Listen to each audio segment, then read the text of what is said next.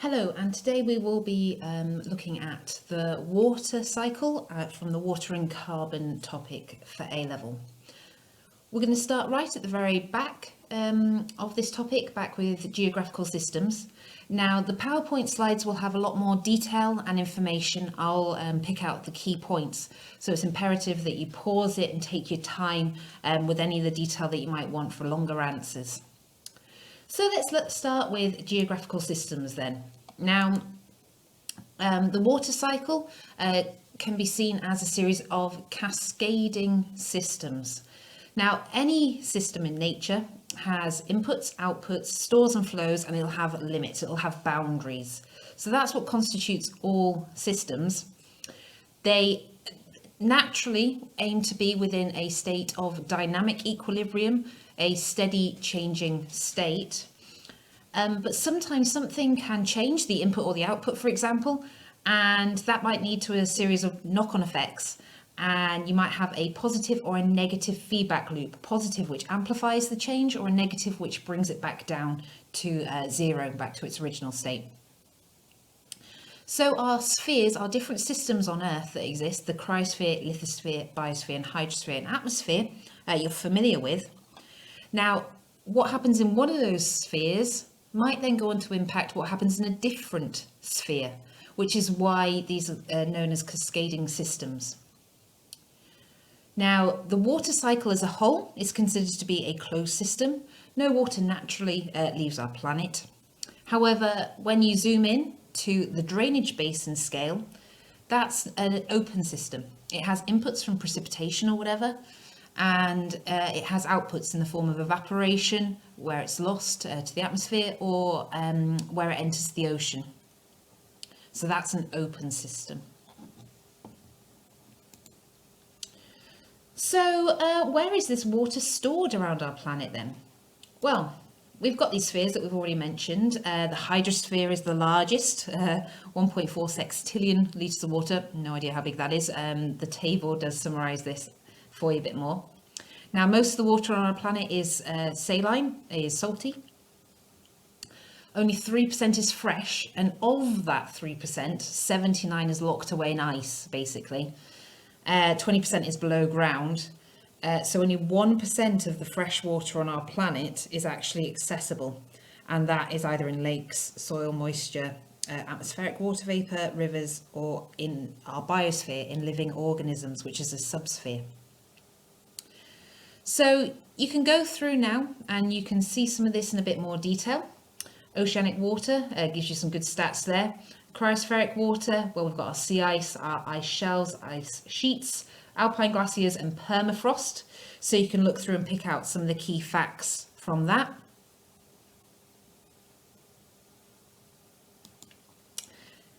Then we've got our terrestrial water, okay, where it's locked away in our sort of hydrosphere as well, but in terms of on land. And then our atmospheric one. So that's nice and clear. You can go and have a look through as required. HA, by the way, on that is hectares, okay, just for your information. And two key terms linked to this, reservoirs and residence time.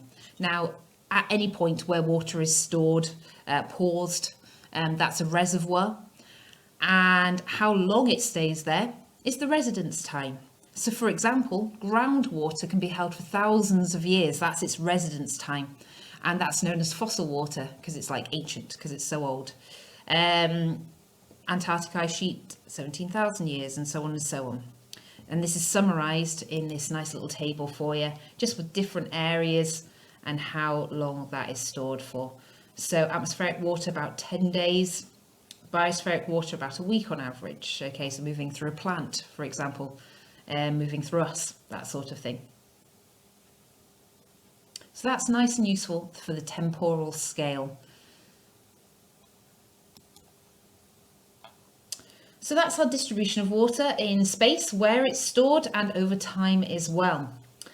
Now, the processes that drive the movements between the spheres, water moving from the hydrosphere to the atmosphere, for example, we need to know those in quite a lot of detail. Now, these are in your booklets in significant detail. They're on here as well, summarized for you. But here's the basics, and kind of this diagram, this triangular diagram, showing the words that cause these changes and the latent heat, the energy that's absorbed from the surroundings or released back into the surroundings as it changes state. That's important for you to know, and what these processes are. So there's some of the key ones there for you, and they're summarized there in a little bit more detail for you too.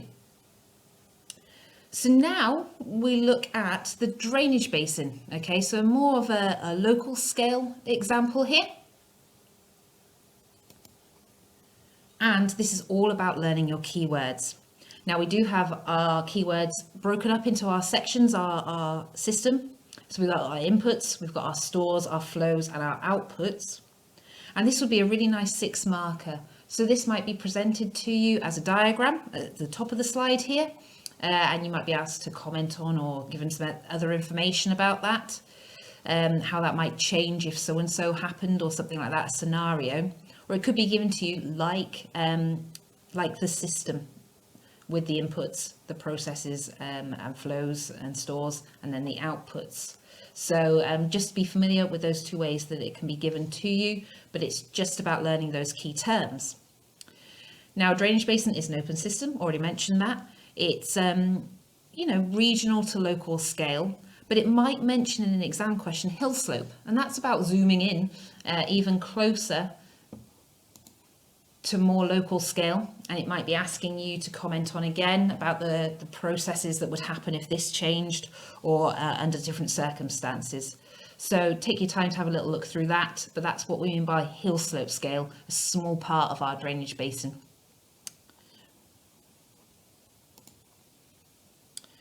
Right, so in addition to that then, we've got 4 key processes that drive this drainage basin hydrological cycle, which is our runoff, precipitation, our cryospheric processes, and our evapotranspiration.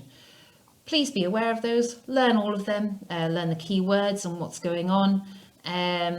Terrestrial means land, okay, so runoff, you've got your overland flow, your river flow, like channel flow, literally what's in the actual stream itself, going down to the ocean. It's fast. Compared to, your groundwater flow, which takes thousands of years. We can be talking, a day, minutes even. Precipitation, it's where atmospheric moisture is returned to terrestrial, to our biosphere, to our hydrosphere, to our terrestrial area, our land area. It is part of the global circulation of movement, big volumes of air moving around. That can lead to frontal rainfall, where you've got cold air masses meeting warm air masses, and that can lead to rainfall.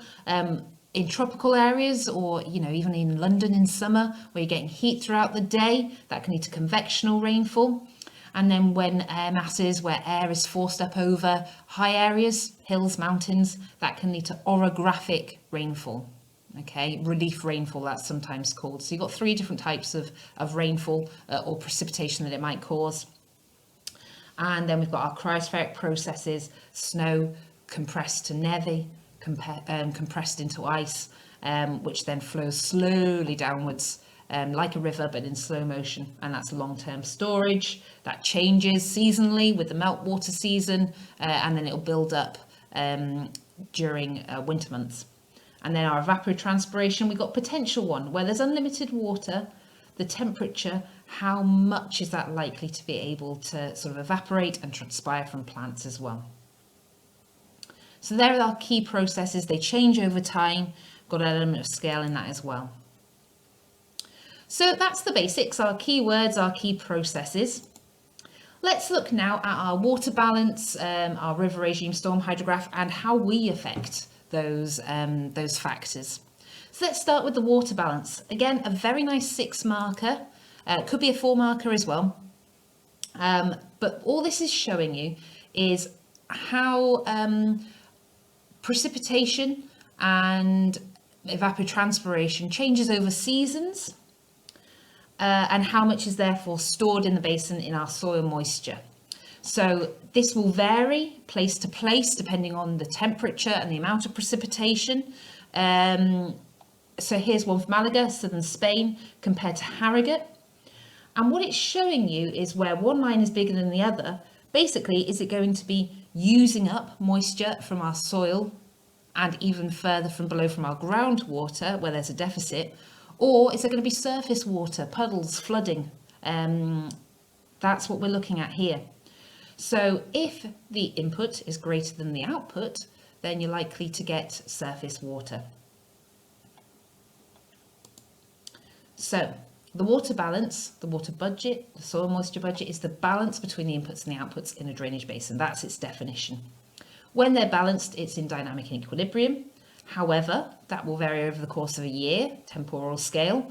Where there's more rainfall, there might be more erosion, or where there's dry periods, there'll be deposition occurring. That will be shown in this equation, where precipitation is P, runoff is discharge, and that's Q, the letter Q, don't know why, evapotranspiration E, and then you've got your addition or taking away from the storage. Delta, that triangle is delta, that means change in storage. If you've got a positive balance, it means there's more input than output, so there's going to be an increase in storage. Where there's negative, you're going to be using up your stores, it's going to be depleted. And like I mentioned, that can be shown on these soil moisture budget graphs, like we just looked at before. So that's the water balance and budget. How do we go about affecting the water cycle itself? Okay, now there are physical and there are human ways that we can do this. So these can be separated out into this handy little table. I'll let you look through that yourself, and I'll skip ahead to the human factors. So this is kind of thinking about tropical rainforests here. So it's linking to a case study for carbon. So you can use that case study in multiple situations being the point, which is why I've put that in here. So in tropical rainforests, like in the Amazon, okay, local deforestation affects your water cycle. There's going to be less evapotranspiration. That can lead to drought. Now, a lot of the water in a rainforest goes out through the leaves and is turned straight back into a cloud and rains up overhead. It recycles it in that local area. Now, without the trees to recycle it, it's just going to go over, surface runoff or whatever and be lost from that area. So it might lead to a decrease in the amount of rainfall. That can lead to a permanent change in permanent droughts. That is happening in the Amazon. There are droughts in certain deforested areas. The plants also filter the water, make it clean, which has an impact in terms of the water that communities have. Interception is affected. Interception slows down water, so that can again lead to increase in flooding. There's going to be more infiltration and percolation. Now this is going to raise the water table, the underground water. It's going to be higher to the surface. That means that there might be a higher risk of flooding as well. Overland flow is also going to increase, so again, flooding. Because that then means that downstream areas are going to be more prone to surface runoff, then it means that there might be more droughts as well. Less water is stored in the biosphere. It's going to reduce that store for us because there's less biosphere there. We've chopped it down. And here's an interesting one. If it's a hot day, you stand under a tree to get shade to keep cooler. This is the same thing. The transpiration helps keep the area cool. So does the shade though. Now, Michael Coe did some research and he found there was a 3 degrees C difference in those areas that have been deforested. It's 3 degrees warmer than other areas. So that's local scale. This can have global scale effects as well. I'll let you read through this yourself. But yeah, soil erosion, climate change, because the whole, the Amazon's massive. So in terms of the recycling of water from that's going to have a big impact on global precipitation patterns. It links to the carbon cycle as well. So important synoptic link there. for you. Wildfires, droughts leading to wildfires, so links to hazards as well. It is also known that carbon dioxide emissions from deforestation add 10% to global warming, which then is going to have an impact on precipitation levels and our water cycle. So have a little read through that in your own time. The next impact for us, though, is agriculture, how we muck things up with agriculture. So we use water, irrigation. We might be taking that out of the ground, which affects our groundwater flow.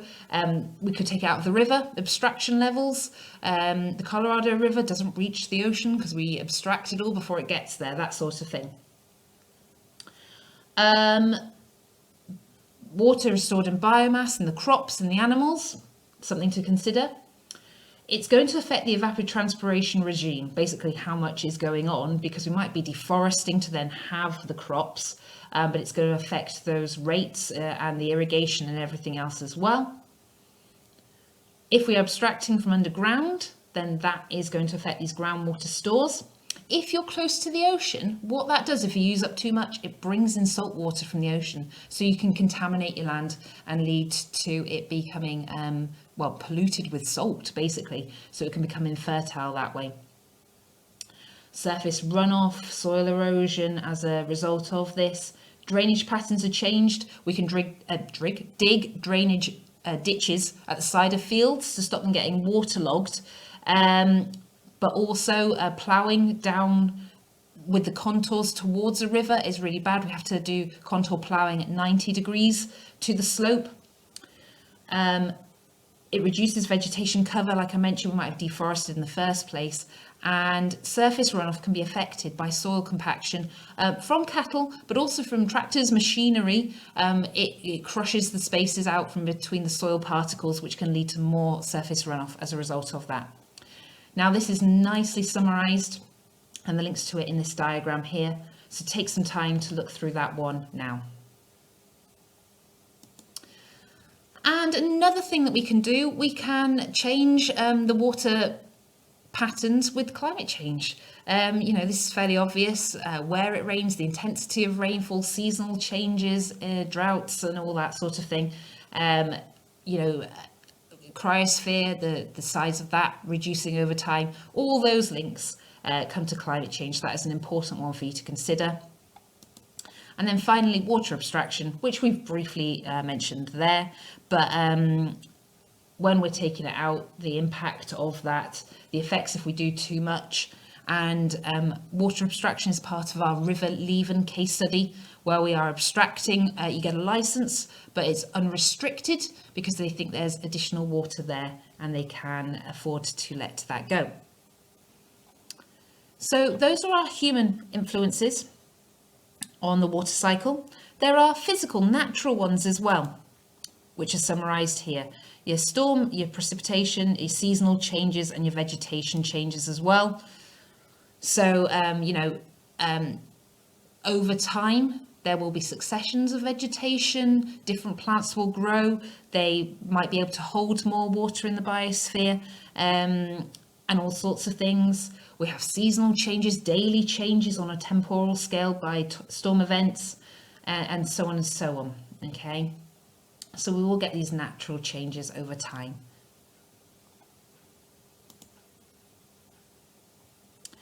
So those are our human and physical influences on the water cycle. These changes over time are going to affect something called the river regime.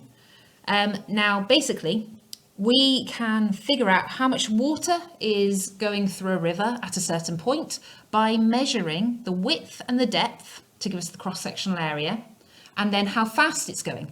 And that'll give us the river discharge, how much water is flowing past you in cubic meters per second. So that's either measured in meters cubed per second or by cumex, which is literally cubic meters per second all mingled together. Quite like that one. And climate and geographical factors will affect that.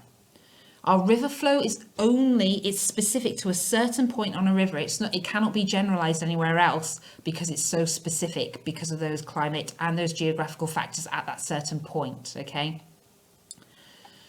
So, Discharge changes over the course of the year is the river regime. Okay, the variability in its discharge throughout the course of the year in response to precipitation, temperature, evapotranspiration, and our drainage basin characteristics, the geology, the angle of slope, the drainage density, all of those sorts of characteristics that we'll come on to in just a second. These changes all affect the drainage basin and the river discharge over different times of the year. It's useful to be able to compare them over Britain, over different parts of the world as well. So that leads us on to the storm hydrograph and those physical factors that would affect the river regime and that storm hydrograph. So those are the physical factors I've just been mentioning about there. There are human factors as well. We'll come back to them in just a second. But the storm hydrograph then. Now there's some important parts about this for you to know. First thing is the bar, that is the rainfall from the storm event. And this is measured over time, like per hour. We're mostly interested in the biggest one, which is the peak of that storm. And that then is going to affect the amount of water in the river, the discharge. So the key thing that we're focusing on is the peak discharge, how much water there was and how long there was in between that peak rainfall and that peak discharge. That's called the lag time. Fundamentally, the shorter the lag time, the more likely it is to flood, the flashier the responses of that river. And that means, it's moving towards that river quite quickly. So, all of these physical factors are going to affect that. The longer the lag time, it might mean, there's bigger vegetation, permeable soils, things that are going to slow it down. It's probably going to be lower in its peak as well because it's being held up and sort of gradually dripped into the river rather than all arriving at once. So that's what we want to see. Where it's shorter, the peak discharge, where it's lower, and where it's later, that's called a subdued response. We've got flasher response, which is this example you can see there, and subdued response, which is flatter and slightly later on. So other key terms from this then, that's our storm event. We've got the rising limb, which is the discharge increasing to its max, its peak discharge, and then the falling limb, and then the base flow, its normal flow is along the bottom. So that's the storm hydrograph. Now, as I mentioned, we've got physical and we've got human factors that will affect that. So let's look at these in a little bit more detail. How intensely it rained, how long it rained for, antecedent rainfall conditions, how much it rained for beforehand. So I'm making this in January 2021 and it's rained pretty much non-stop for the whole of December. We've had snow as well. So the ground is absolutely full up, all that soil moisture storage topped up to the max. So that's going to have a big impact. The relief, very steep slopes means that gravity can't drag it into the soil so easily. So it's more likely to go over as overland flow and speed things up. Vegetation, big vegetation holds it back, intercepts it, soaks it up. Small vegetation won't. Geology, whether it's permeable or impermeable. And then a higher drainage density. Basically, if you've got more little tributaries, that's the fastest way for water to get to the bigger river. So the more of them, the faster it's going to travel through as well. It also means even if it's traveling through soil, it's going to get into one of these tributaries and then get sped up. And this will affect that storm hydrograph in these ways. Have a little look through these, have a little think, but basically it's going to alter the shape of the storm hydrograph from a number of these factors, how many rivers there are, how steep that drainage basin was, how will the shape of that drainage basin look when it goes in the middle, get a little wonk, that sort of thing, and so on and so on. Where it is on the actual river, how many tributaries have already joined it is going to be important too. So they're the physical factors very quickly. Then we've got the human ones as well. So the main ones, we've already mentioned a lot of these before. Two other key ones there, dam building. That will control the flow. If you've got that upstream, you can hold back water, you can release it to maintain the river regime throughout the year or to control flood events. Urbanisation then, is going to increase the impermeable surfaces. Drains link directly to rivers and is going to speed up that and reduce the lag time of your storm hydrograph. So there you go. That is our factors that affect the storm hydrograph. We can now link this into a case study. Oops, wrong one, sorry.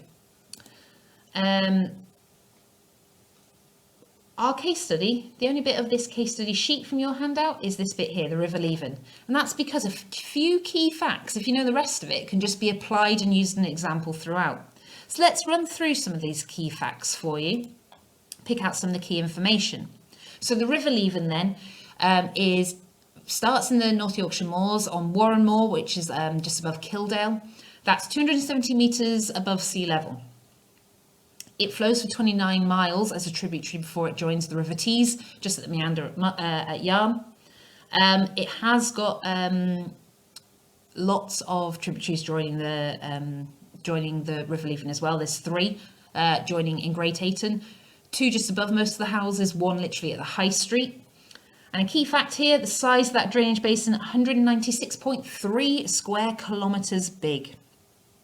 So numbers show your understanding of this. Then we do have our characteristics, okay? We have got a high number of characteristics for you of the drainage basin. We've got mature woodland. We have got a dendritic drainage basin, so lots of drainage density, high drainage density, so it's going to speed it up there. It's at the Cleveland Hills, so it's got steep relief as well. The geology, absolutely fundamental key fact here, 71.3% of it is low permeability rock, and there is impermeable clay soil on top of a lot of that as well. So that's going to massively increase the overland flow, which we'll come into in just a second.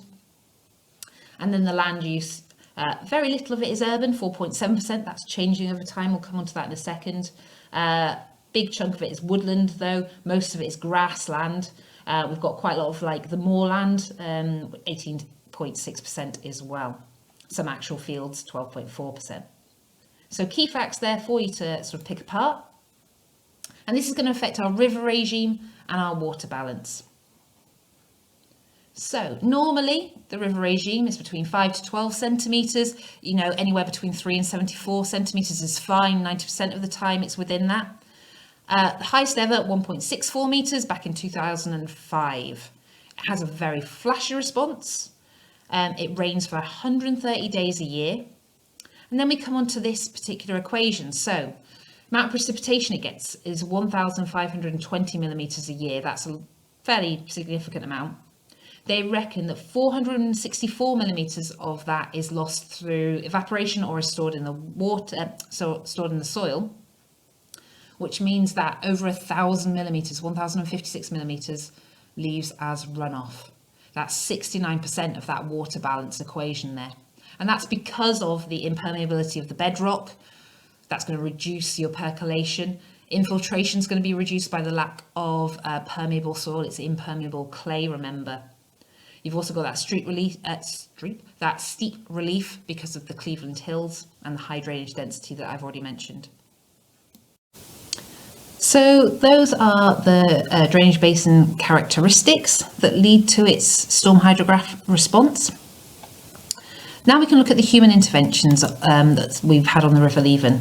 So the first main one is going to be to do with flooding. The second one is going to be to do with changing land use, followed by a third one of water abstraction, which I've briefly mentioned.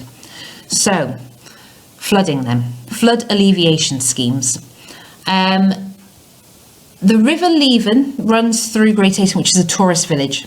So when they designed this back in 2011, they wanted it to have as minimal a visual impact as possible.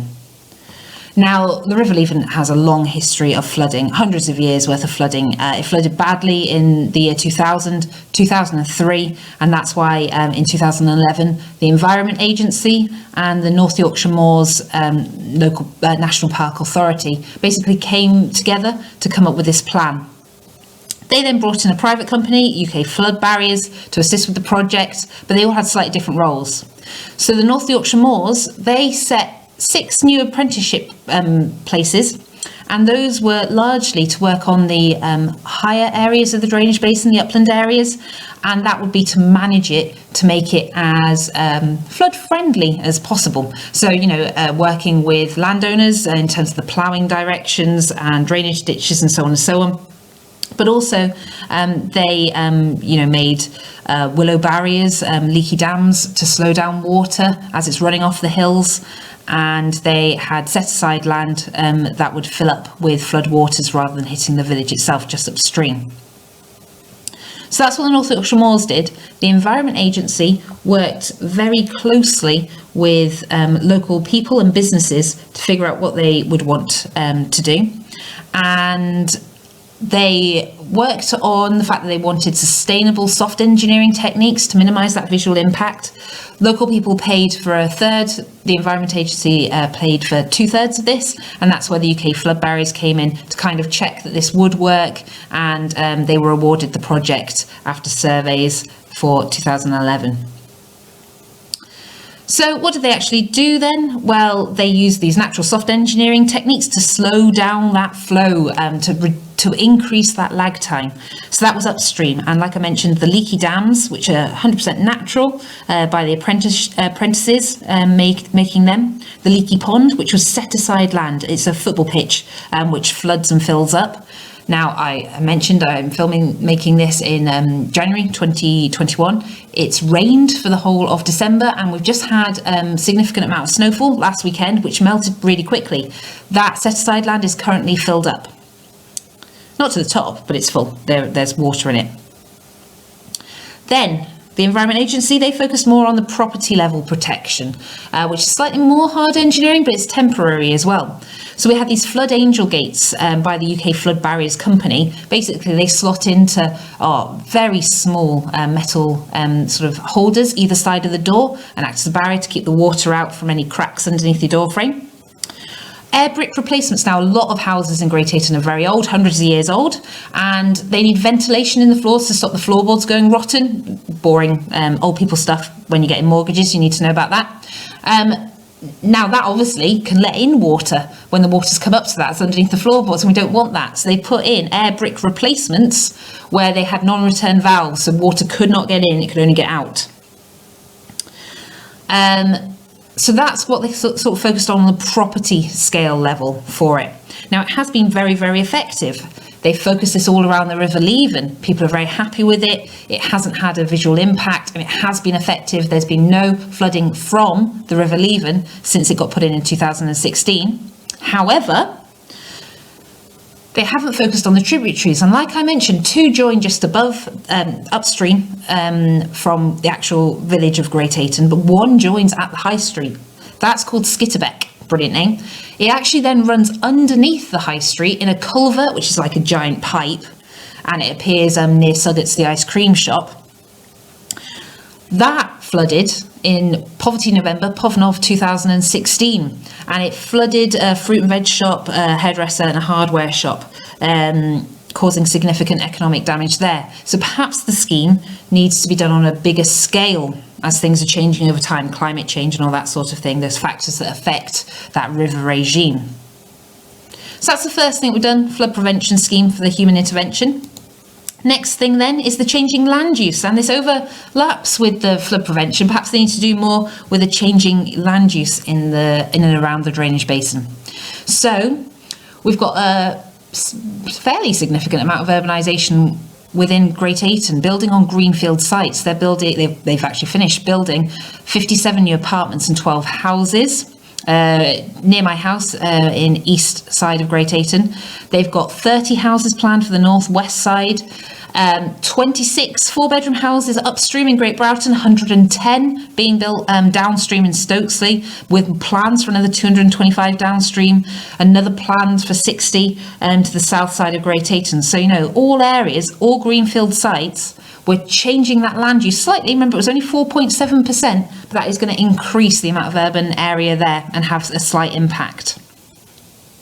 Then we've got water abstraction. So basically what they figured out is that there's extra water in the River Leven, so people should be able to use that. And when I mean extra water, it's so that the ecosystem can still continue to thrive. So people can apply for a licence, and then they can take out unconstrained abstraction, take out as much as they want until they measure that river and they discover there's no water available. And then they say, hands off the flow, HOF, which means that you then get limits on how much you can take and when you can take it throughout the year. But we're not at that level yet. So that's how we are abstracting at the moment. And that's what they've decided the water abstraction policy is for the River Leven at this present moment in time. Now, let's just contrast our local scale case study of the River Leven with one that we've done previously and overlaps with hazards. The Athabasca Basin, which is in Alberta in Canada, which is near Fort McMurray, is obviously quite industrial in terms of how it's affected because we have oil sands in this area. Alberta, the county, has basically got oil underneath it, so these are large flat expanses where they dig for oil, so it's their main sort of economic output in this area. So this particular river then, the Athabasca River Basin, it covers nearly 140,000 square kilometres. Now most of that is in the county, the state of Alberta. Some of it, 11% neighbours, it's neighbour, and it's a dendritic drainage basin, much larger than the River Leven. 94 different rivers, 150 creeks feeding into that, 153 lakes, so much bigger example. It's got the second largest discharge of any river in Canada after the Peace River, which is a very big number of how many cubics is discharged from it. And basically we can affect this indirectly or directly. Now, indirectly is from land use changes, directly is from water abstraction or changes to the discharge, water diversion, and so on and so on. So let's just run through these very, very quickly.